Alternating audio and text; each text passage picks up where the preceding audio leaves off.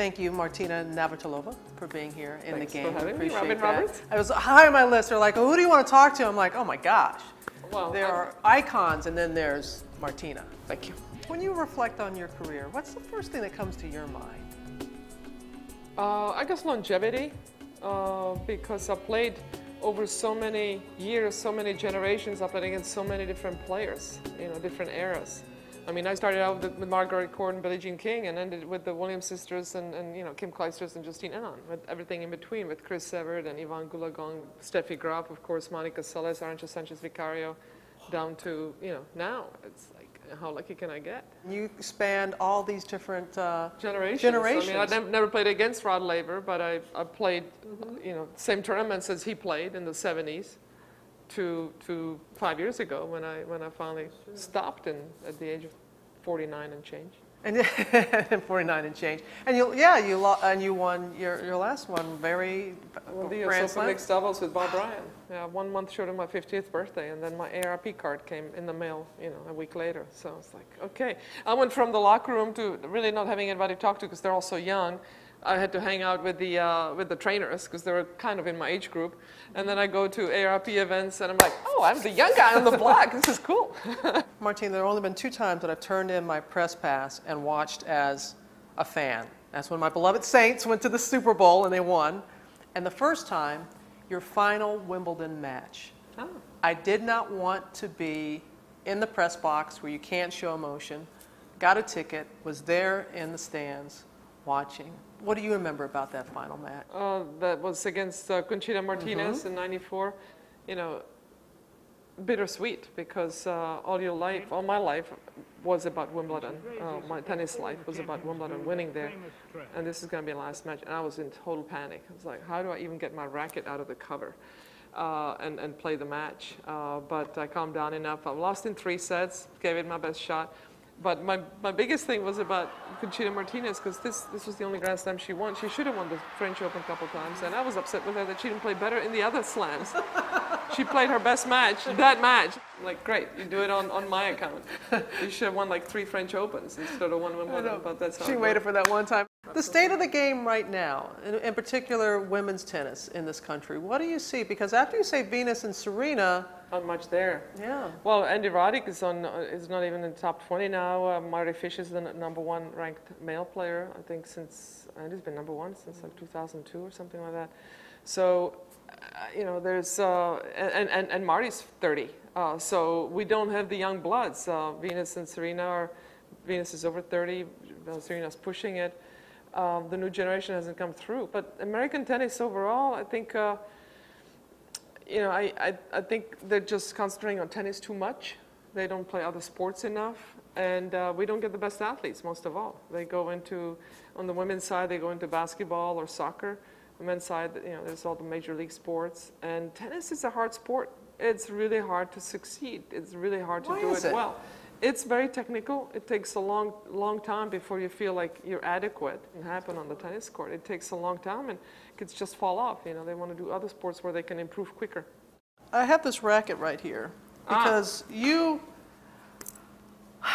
back in the day, you had a good old wooden racket, and you see where the technology is now, and not everybody's crazy about it because it just seems like it's a power game right now. Well, it is a power game, and the biggest difference is, first it was the rackets, because they made the sweet spot. In the old days, the sweet spot was about here. Now you can hit it anywhere here, which means you don't have to hit the ball this way. You can do this stuff. I think it took away skill, because you don't have to be greatly skilled to hit great shots, and it's made it much more difficult for people that come to the net to be successful, because it's really hard to handle those shots. Nowadays, if I played, I couldn't serve a volley. I mean, I would have to pick my spots. Really? I couldn't do it. I could do it maybe half the time. Why? Because of the return, because of the rackets. They make it that much easier to.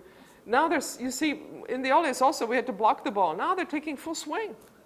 And off a 120-mile-an-hour serve, and they're taking a full swing and controlling. If you did that with a wooden racket, good luck. They get 1 in 10 back. I remember like the first time I interviewed you, and it was after reading your book, and I just devoured it. And you said something about, you Americans, you say you want the truth, and you say you want people to tell it like it is, but if it goes against what you believe, you don't want to hear it.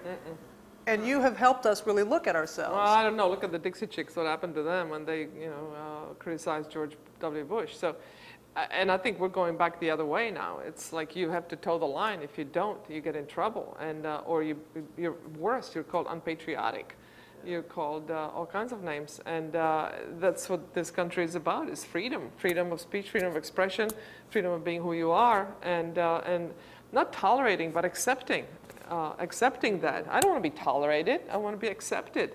I accept you how you are. I'm not trying to change your mind, so please don't try to change mine, and everybody can get along, But it was an eye-opener because, you tell me the truth, tell me the truth. Oh, no, that's too much truth. Okay, which part of me would you like me to lie about? Yeah, really, because that makes me uncomfortable. Don't be that I'm truthful. so sorry. Yeah, but in some ways. But you have moved forward the conversation in so many ways. And that's what you're doing now with AARP. Mm-hmm. You are changing the face of how we look at growing older. And I know it's very important to you that we, as we grow older, that we maintain that healthy lifestyle. Well, absolutely. And that really came to me loud and clear when I was diagnosed with breast cancer last year. As healthy as I am, I still had something inside my body that shouldn't be there. But it became really clear that prevention is the key, and also how good a shape you're in. Even if you do get sick, if you're in good shape to begin with, you can overcome that much, much easier. For example, I had surgery, and I played hockey the night before surgery in March, and I played tennis about 2 weeks later in an exhibition with Lindsay Davenport and did a bike race. And during radiation, which took 6 weeks, I was playing and working for Tennis Channel and playing tennis at the French and Wimbledon. I was a little tired, but I was still able to get out of bed and do everything that I wanted to do. So that was because I was in really good shape prior to getting sick. It didn't prevent you from getting cancer, but boy, it sure helped you kick it in the butt. Exactly. So what's the next for you? What's the big next for you? What do you want? Next. My next big thing I haven't figured out yet. I love that twinkle in your eye, like you're always to me. I can't sit on my behind and do nothing, but I love being active, and I love doing all kinds of sports, so who knows, maybe there'll be a show there, I don't know. And you can find out so much more about this icon, Martina Navratilova, on ESPNW.